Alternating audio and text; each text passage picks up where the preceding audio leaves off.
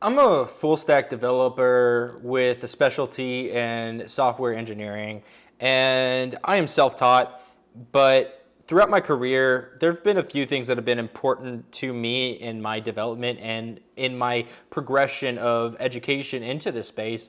I really love large data sets. I love cartography. I love data science. I love interacting with a application and a website in a way that isn't typical to prior iterations in the past of web development. I really like rich UIs. I like the ability to create something that can push the boundaries of typical web development.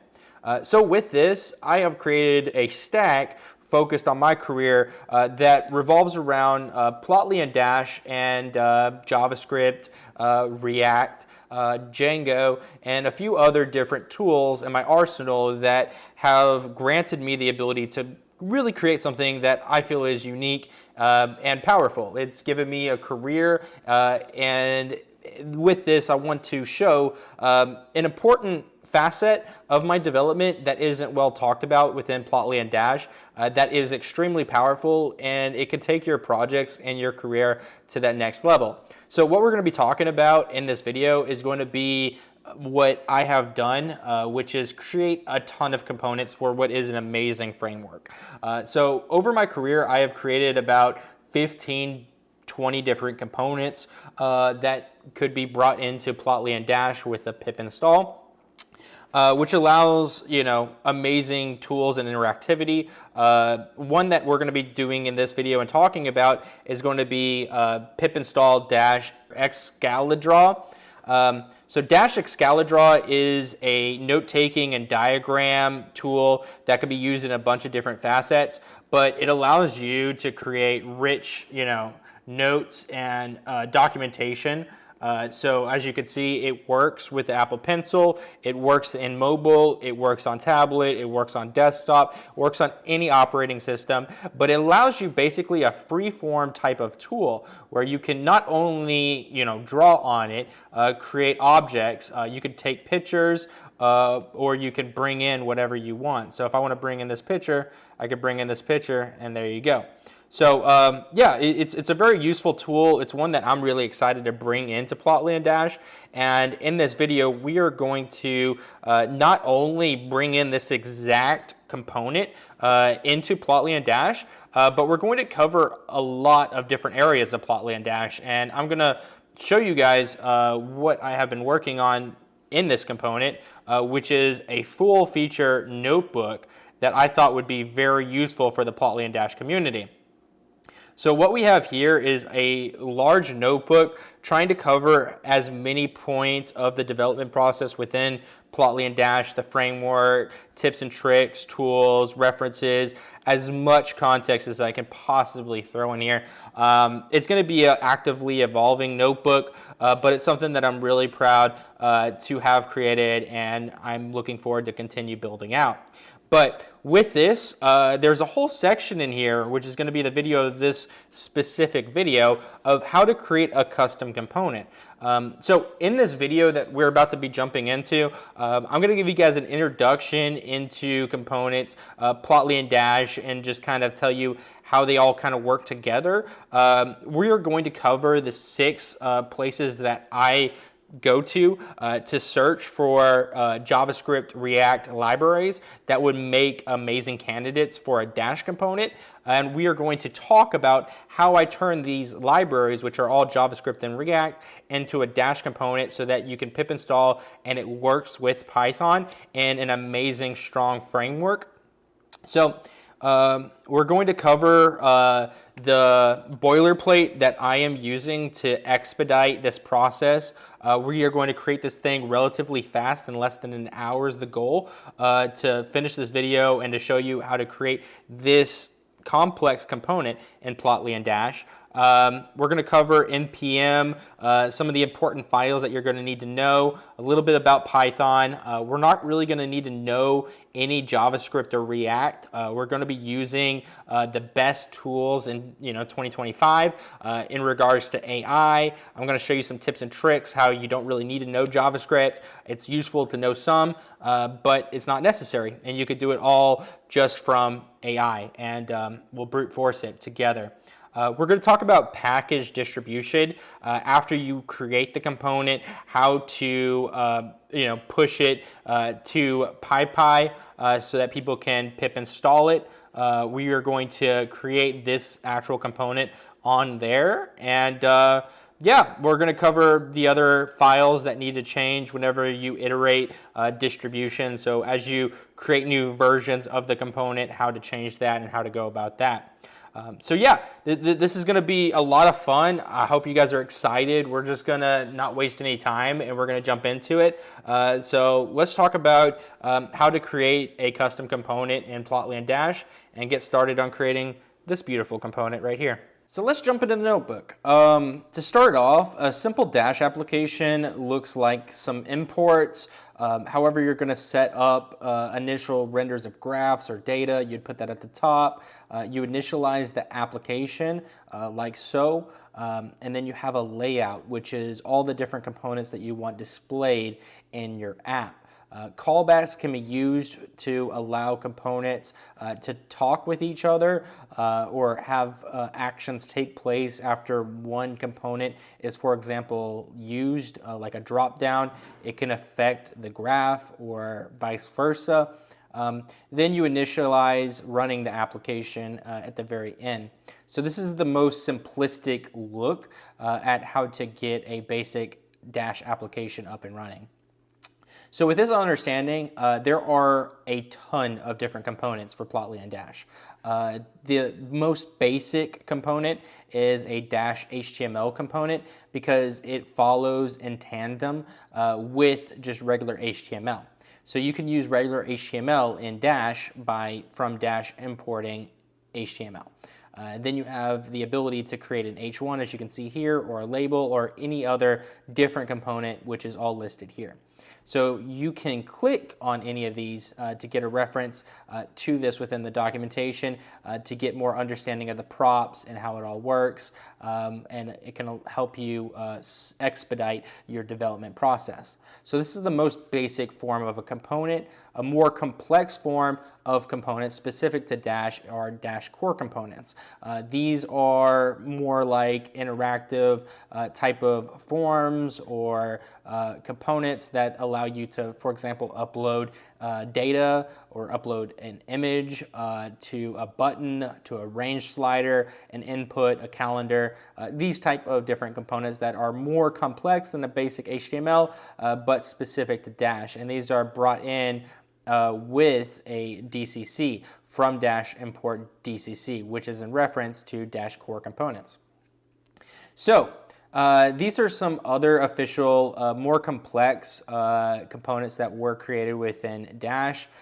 We have components that are focused on visualizing 3D objects, video, basically annotations, drawing, not as nice as this drawing component, but it is a drawing component. Then we have stuff focused on biology to more complex components revolving gauges or color, to data tables. There's a nice list of other official Dash components which you can find. Then we have library components. Library components are focused on a library structure. So you could think of Bootstrap would be a library component. My favorite one is Dash main time components. Another up-and-coming one is Blueprint, but there are a handful of library components. So this is the list of those. Then we have community components. I decided to create a tier list. I'm just trying to accumulate as many Dash community released components that I can find, but these are some of the ranked components that are based on my personal opinion, but depending on your project, you might make a C component into an S tier component, but it just depends on what you're currently trying to do. And with this, I give references to all of the most popular or most interesting to me, or just the ones that I've been able to find, where I give a brief description, and then you have a link to go to it to learn more about these components and what they all do. So there are some real powerhouses in the community components. Recommend looking at this. I'm going to continue to try to add on to it as I learn and find more.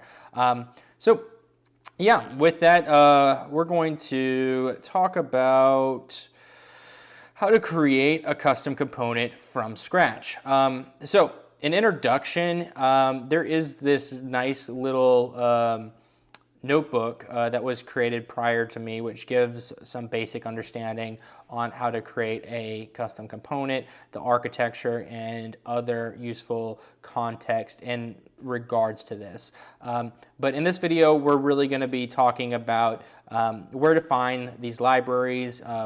One of the favorite places that I go to is Best of JavaScript, which gives you a nice website with a ton of different projects, libraries, and you can click on any of these or search any of these. So if you're looking for something that's animated, like an animated component, you can just type in animation and you can see all the different projects. You can filter it by React or JavaScript, and then you can start to look through these different projects and find stuff that would be interesting or useful for your specific Dash application. So that's an amazing tool. Don't underestimate the front page of the internet, which is Reddit. I highly recommend jumping into the subreddits JavaScript or React.js, as there's a lot of developers that are releasing new projects and libraries, and they're trying to get notoriety on these, and they'll usually go to Reddit to showcase what they have been working on, and you could find some gems that way. So it's always good to follow some of these amazing, subreddits and start to see what you can find. Outside of that, there are a bunch of awesome libraries or awesome readme from GitHub that you can find, like awesome JavaScript, awesome web components, awesome React components. These are some of the ones that I found and I referenced in this documentation. But you can go on any of these, and there's a full list of a ton of different components, and I'll pull one up to kind of show you. So these are a ton of different JavaScript, React components that could be brought into Plotly and Dash. Okay, so before we get started, let's kind of talk about how Dash works with JavaScript and React, and how the whole Dash framework works overall. So Dash is programmed from a developer's perspective in Python. It is very easy to use. It takes a little bit of a learning curve, but once you get it, you really get it. And I genuinely love the layout of a Dash application. But the way that it works is you build your application in Python, then it translates this build into a JSON, which gets sent into a JavaScript and React library, which creates this component on Dash's front end. With this, it's a very fast, build. It's really allows interactivity, large data sets. It's a really good framework.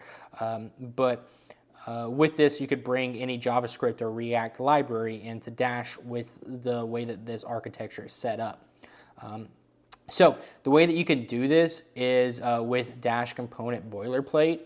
This is going to be an official project, repo by Plotly and Dash, but it allows you to basically use cookie cutter to set up a template for your component and to easily start working through it. And we are going to create a component from scratch from here, but that's what this does.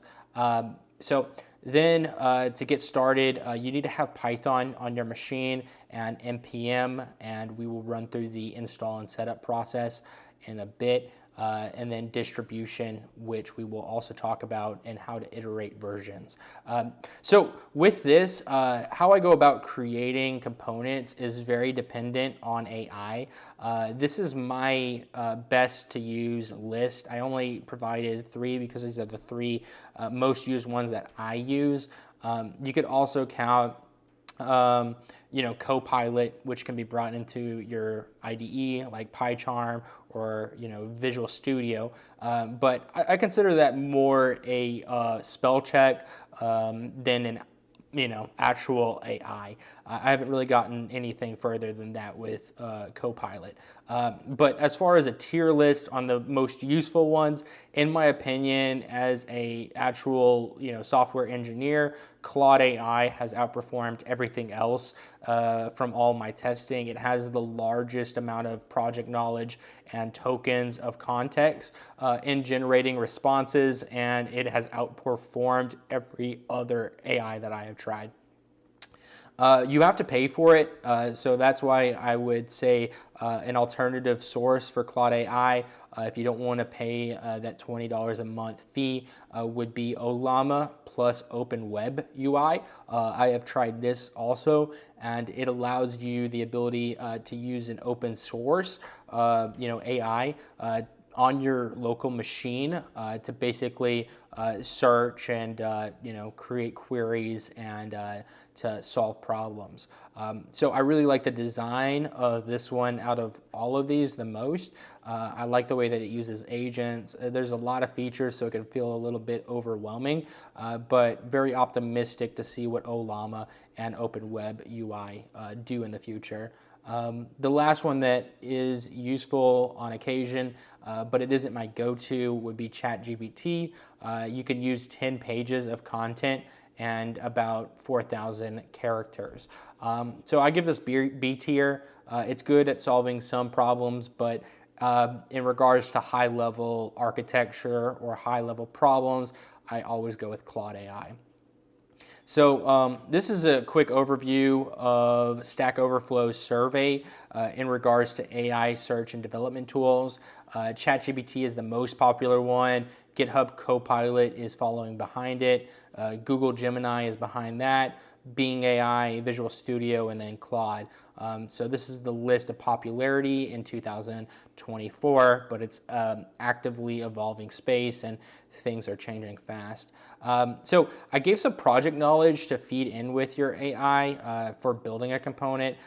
So this is just some documentation and some useful files from Plotly that you can put into Claude as their project knowledge, or in some of these other ones as project knowledge if you could. So if you have extra space to feed in extra documentation, these would be some useful files to feed into the project knowledge.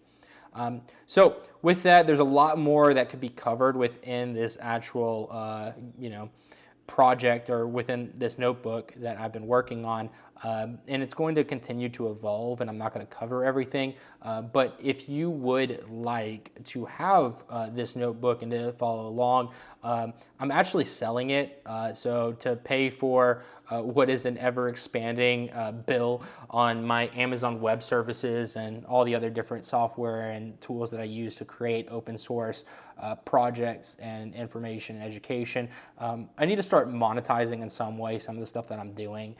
So this is a quick, easy way for you to support this tutorial and the work that I do in open source. If you would like, I have this e-commerce store that I have created, and there is this ability to buy this specific notebook, and you can add it to cart and buy it. And I'll send you an email with the project. So what you will do is you can go over here after you get that email with the project.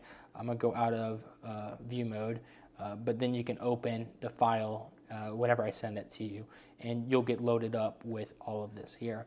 So you could follow along. You can have an amazing notebook to learn Plotly and Dash and to hopefully expedite your process. And you could also add to it. So you could just create whatever you want. So if you want like a picture, I'm just going to add this one.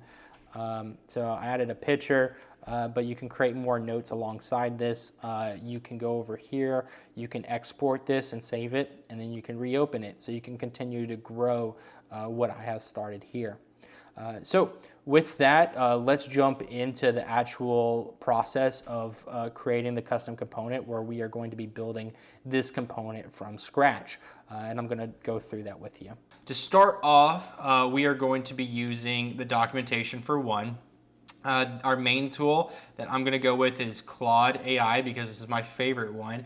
The way that this works is over here you have content for the project knowledge that you can add, and I just go to add and I do text content, and then I will go into the documentation and we'll just start off with install. So usually what I do is I'll take like the navigation and I'll put that in here. So this is the navigation so that it kind of knows what I'm looking at and what its purpose is. And then I'll just go back over and then I'll copy as much as I can. So I don't really need the demo, but I'll copy all of this because this is relevant data for the AI to train. And I'll paste that, and yeah, I just do that a bunch of times until I have all the documentation set up. So I'll go into the next one, go into integration, and I'll copy all the code and text and information in regards to integration. Then I'll go back to Claude. We'll paste that in. I'll go back. I'll copy the navigation and give it a reference for what I am doing here. So I will fill this out on my own, and then we will jump into the next section. But it's also a good idea to go into the GitHub of the project itself and to copy some important context for this as well.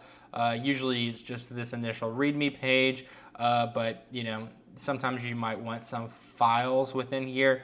Like examples would be a good place to start to show, you know, how to get this up and going, where I go in here and then I can copy all these files and bring them into Claude the same way that I was bringing over the documentation. But if you give me a second, I'm going to do this on my own to speed up time, but I'm going to add as much project knowledge to Claude to give us a head start so that whenever we go to build this out, this AI will help us during the process, and it will make things a lot quicker, and it will build it out for us. Alrighty, I just unloaded a bunch of documentation and files associated with the GitHub itself.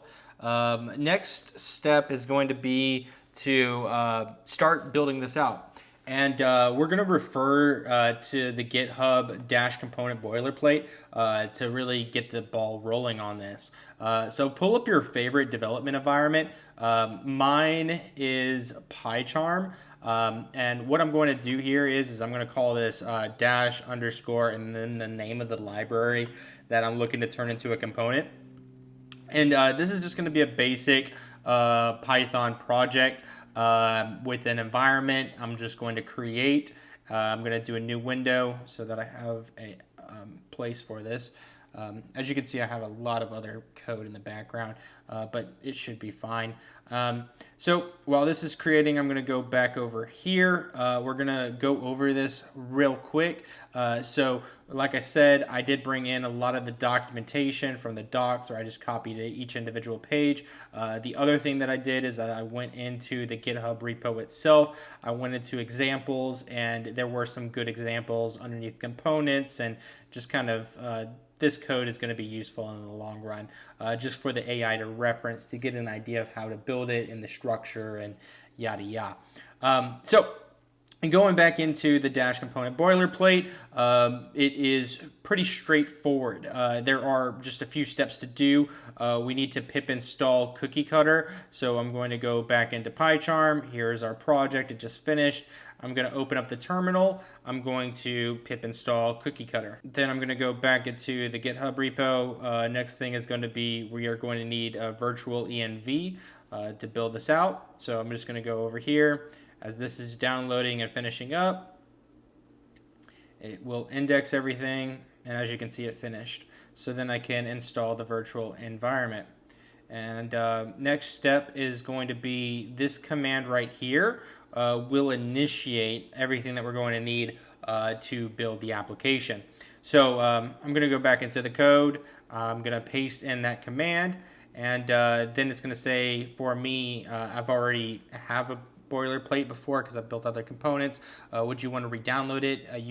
Probably won't see this if you haven't built a component out before, but if you have, just say yes or press enter.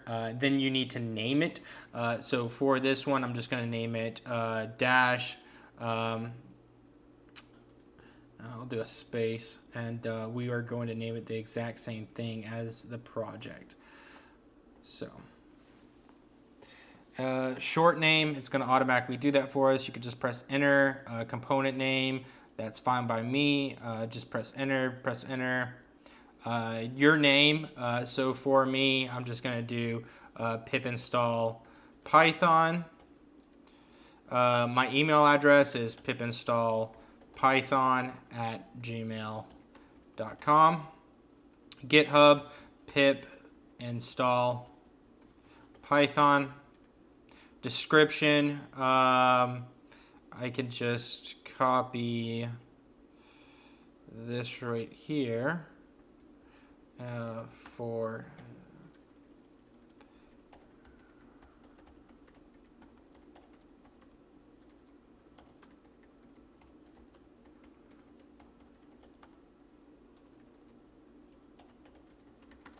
so just name it whatever, like give the description that matches with the component that you're trying to build out.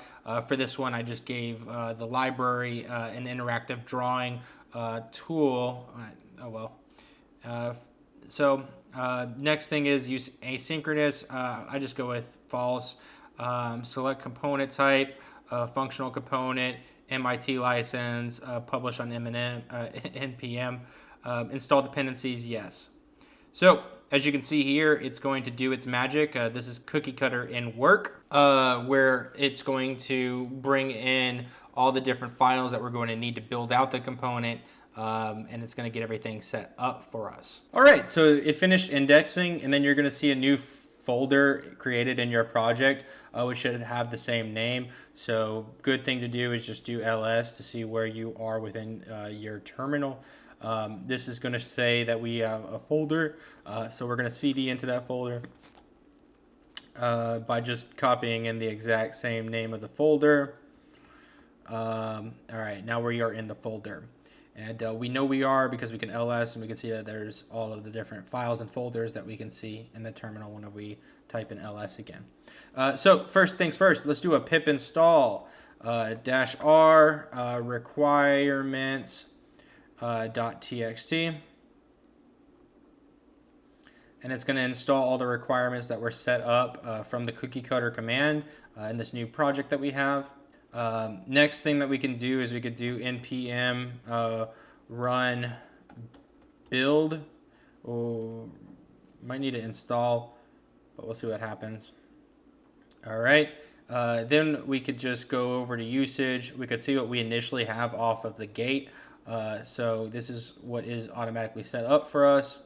So for me, because I have a million folders and projects up, I'm just going to change the port to 83.3, for example, and I shouldn't have an app on that, and that will load up.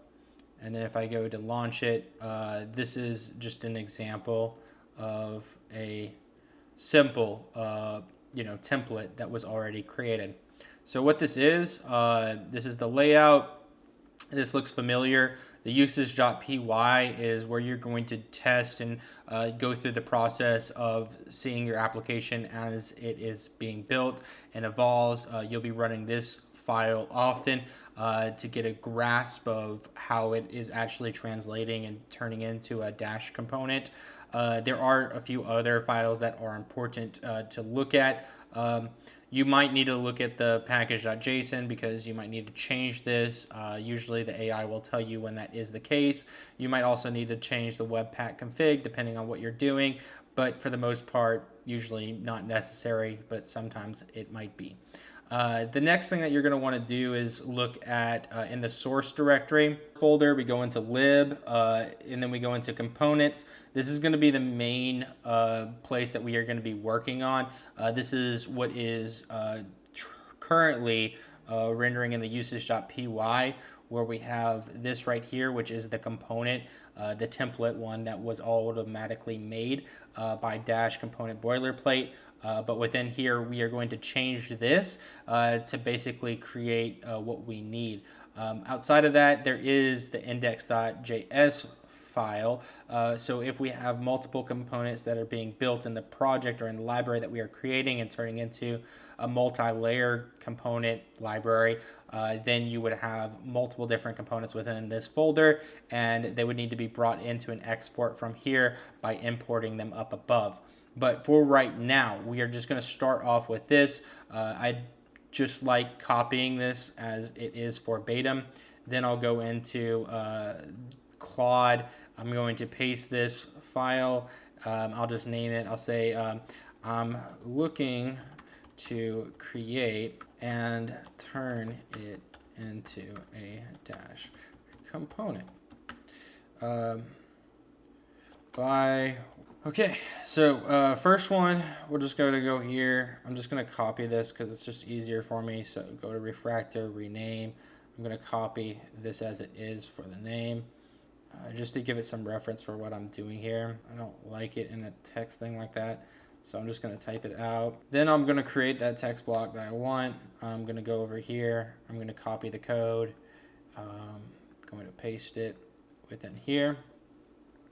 Then the next one is going to go to the usage.py, which I'll just type out like that, and then I'll create another code block to show that. Copy all this. Cool.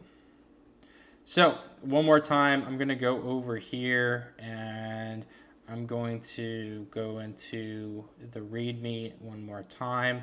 And I'm going to copy this over because initially I just want to give it as much context as possible. So I'm just going to copy everything. So copy the file, go back to actually Claude, and I'm going to paste that. And then I'm going to go into documentation. I'm going to go into installation. I'm going to copy this and see if I can give this context. Just kind of giving it some tips, giving it as much information as possible.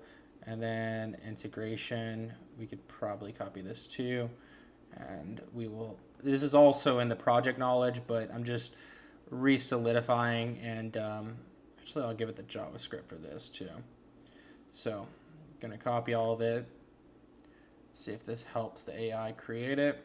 All right, give it some enters. Cool.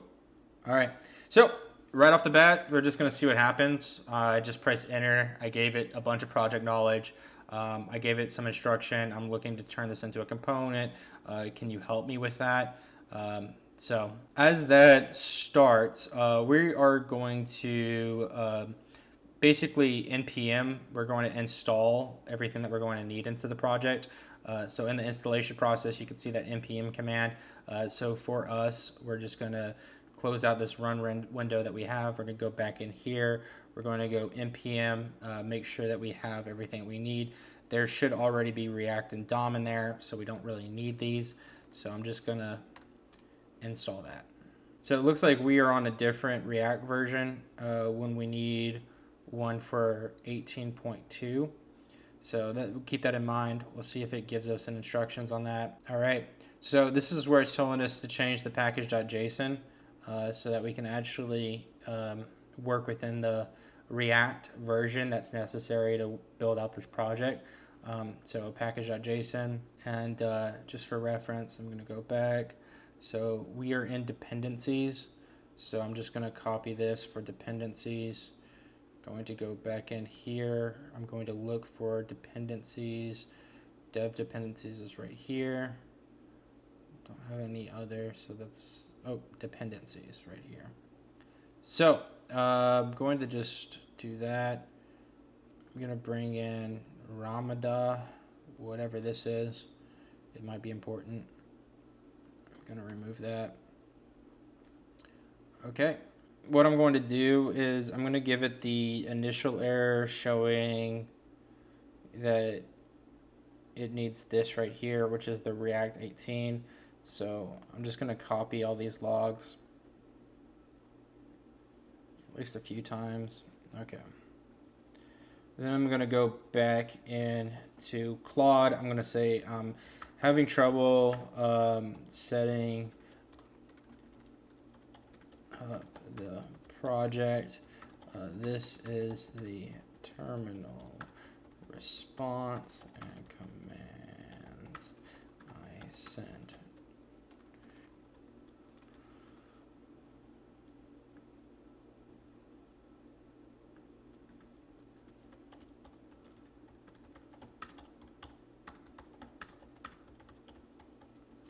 Okay, so with this, because it is going to want to know our project JSON, I'm just going to copy this over.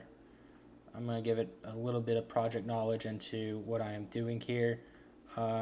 This is probably not necessary, but it doesn't hurt. So I'm just going to drop that file in too. Cool. So let's just see what happens. And we will work our way back.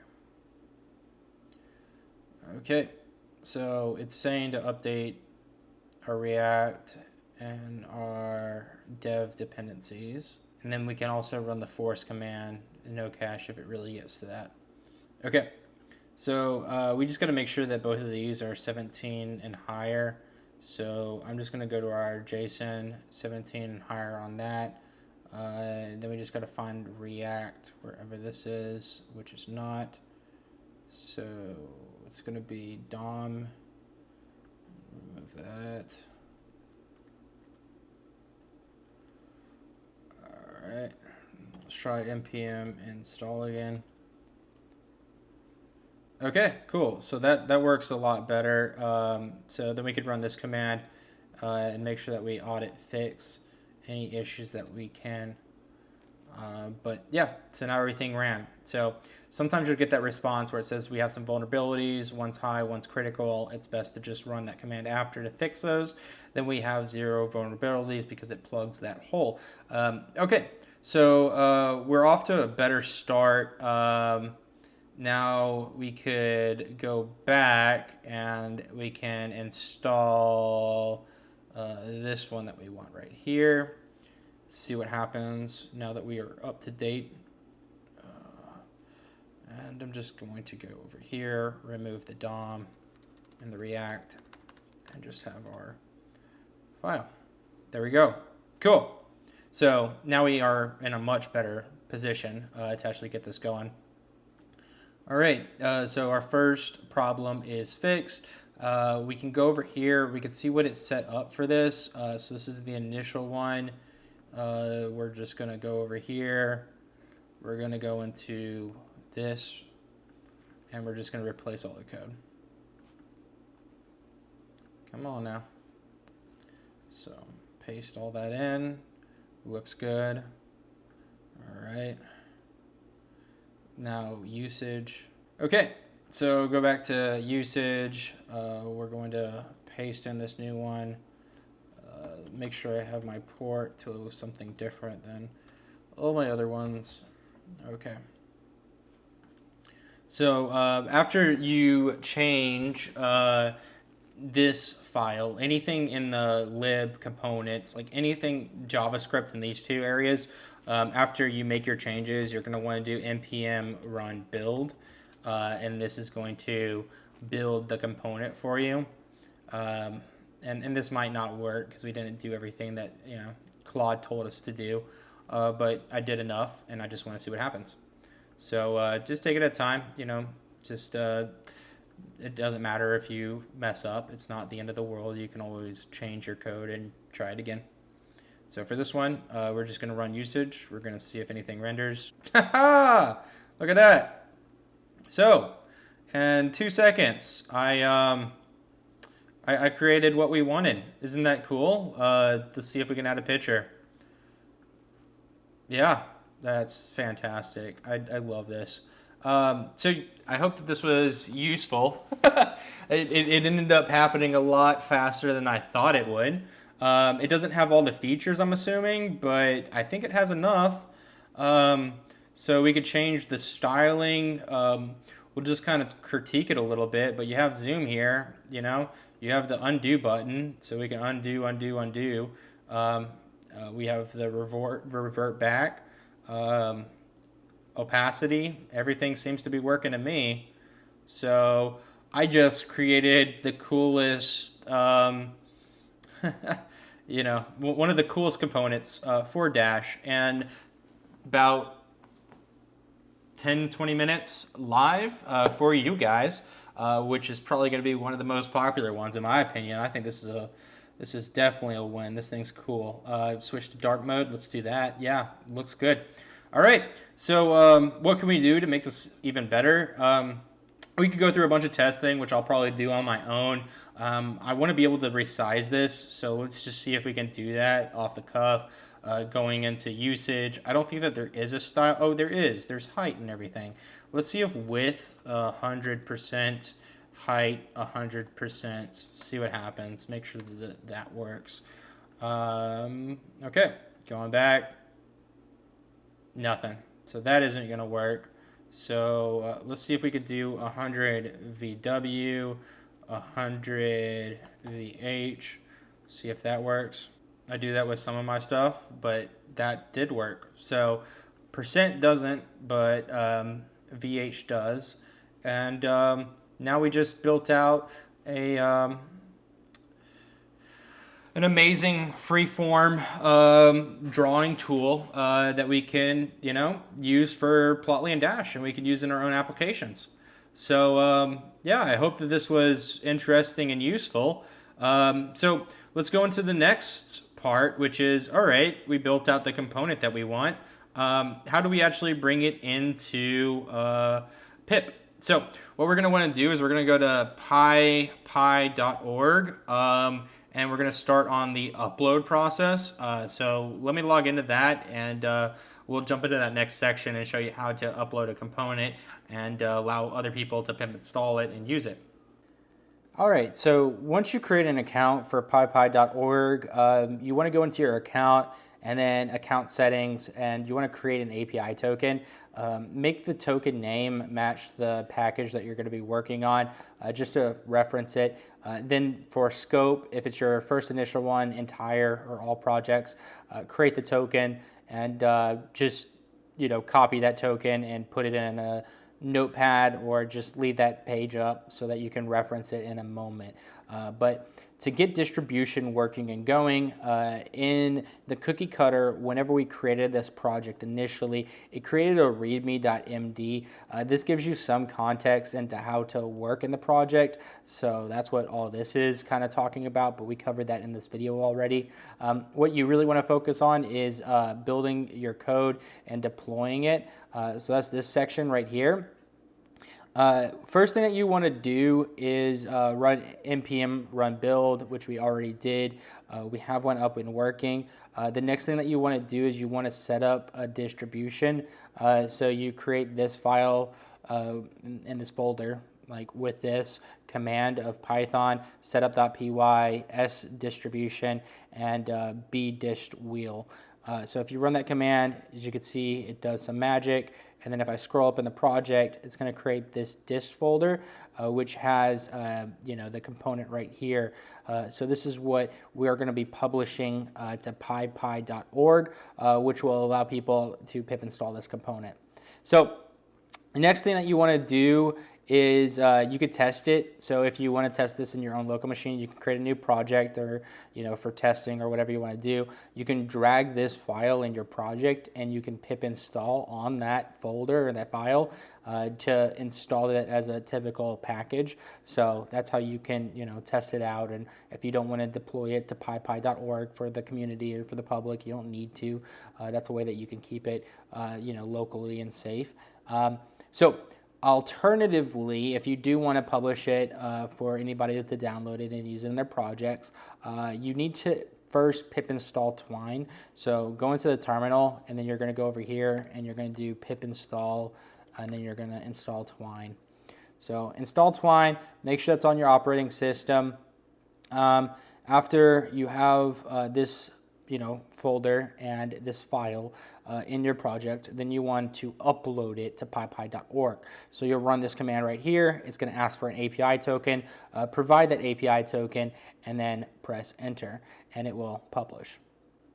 So that covers all of this up to here. Now, the last thing that I want to note on is if you are trying to release any future updates on your package after the initial 0.0.1 release, as it is typical for these packages to evolve over time, and sometimes you get something working but you want to iterate it and make it better.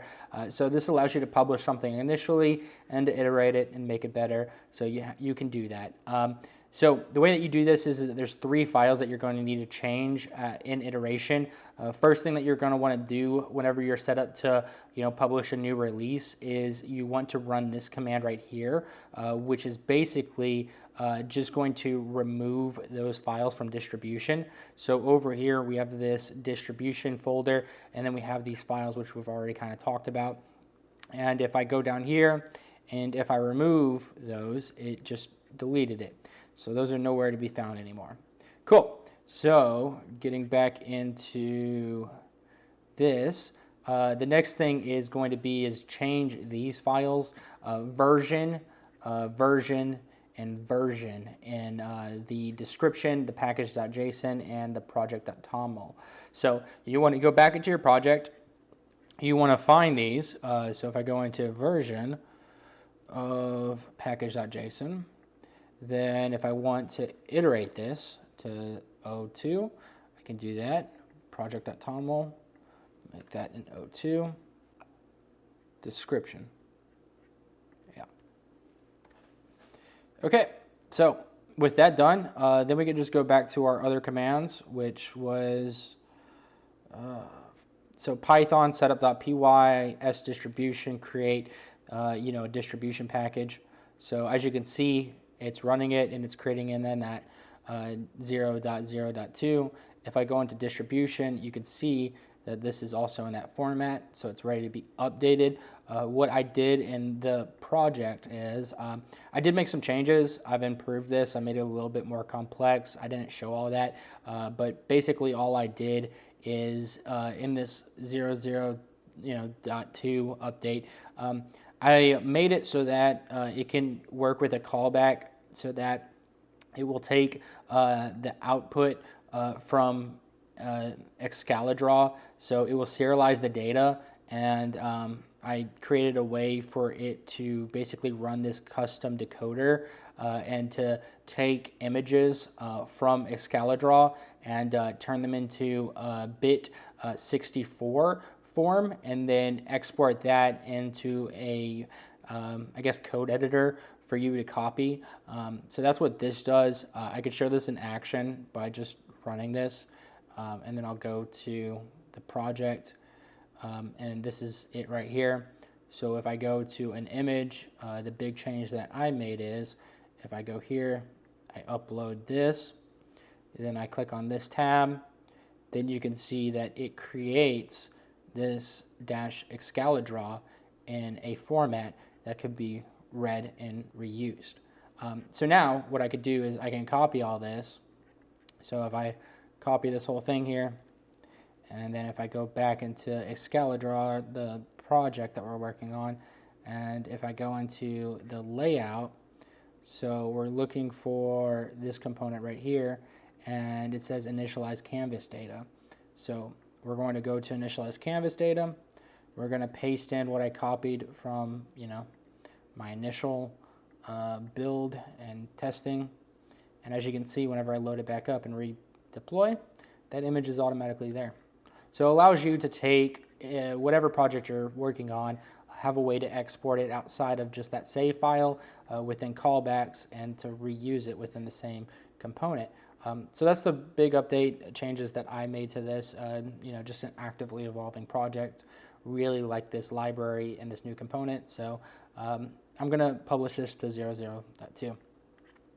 All right, so going into the README, we removed. Now we just need to publish it. So we're going to go here.